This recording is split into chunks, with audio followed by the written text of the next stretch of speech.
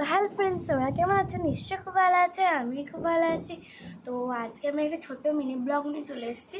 তো এই ব্লগটা কিসের জন্য বলো তো? ব্লগটা হচ্ছে কালী পুজোর জন্য। তো কালী পুজোর জন্য অনেক কিছুই লাগে, ফুল লাগে। তো আজকে আমি নিজে ফুল তুলবো কালী পুজোর জন্য। তো তার সঙ্গে তোমরা আমার পুরো ভিডিওটা দেখবে। তো তার আগে আমি ব্রেকফাস্ট করে নিই 1 মিনিট। তারপর ব্রেকফাস্ট করে আমরা রেডি হয়ে আমরা বাগানে যাবো, ঠিক আছে? তো আমার এখন ব্রেকফাস্ট করা হয়ে গেছে, এবার আমি তাড়াতাড়ি করে রেডি হয়ে নিই।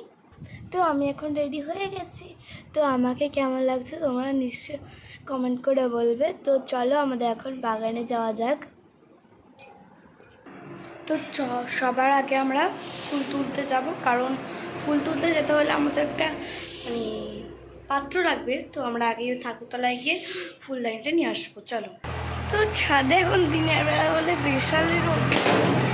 তো চলো আমরা ঠাকুর ঘরে ঢুকি। তো আমরা পাত্রটা নিয়ে নিয়েছি, চলো এবার নিচে যাওয়া যাক। দাঁড়া ঠাকুর ঘরে যখন চলে এসেছি তোমাদের একবার ঠাকুর ঘরটা দেখিয়ে দেখবে। দেখো ঠাকুর ঘরটা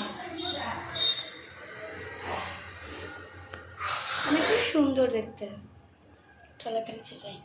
তো আমরা এখন নিচে চলে এসেছি বাগানে। তো আমরা সবার প্রথমেই আগে শিউলি ফুল, মানে শিউলি ফুলটা আমাদের বাগান হয়, আমাদের রাস্তার গায়ে। চলো আমরা আগে শিউলি ফুলটা তুলে নিই। তো আমি এখন শিউলি ফুলটা তুলছি, দেখো।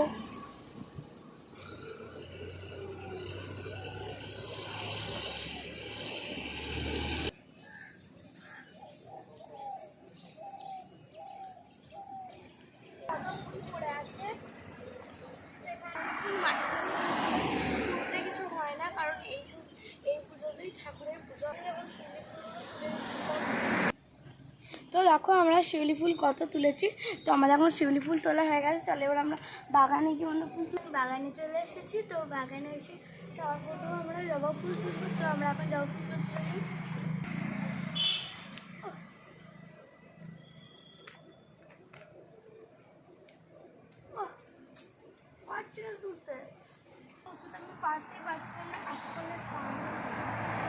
জবা ফুলটা তোলা হয়ে গেছে, এবার আমরা তুলবো লাল জবা।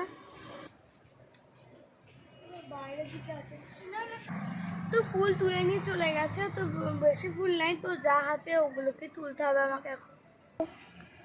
একটা খুবই খারাপ ব্যাপার হয়েছে, কারণ এত ঝড় বৃষ্টিতে আমাদের একটু ফুল তুলতে এসে আমরা দেখছি এই কলা গাছটা পোকা ধরে একদম মুচুরে ভেঙে পড়ে গেছে। তোলা হয়ে গেছে, এখন আমি ওপরে যাচ্ছি, চলো।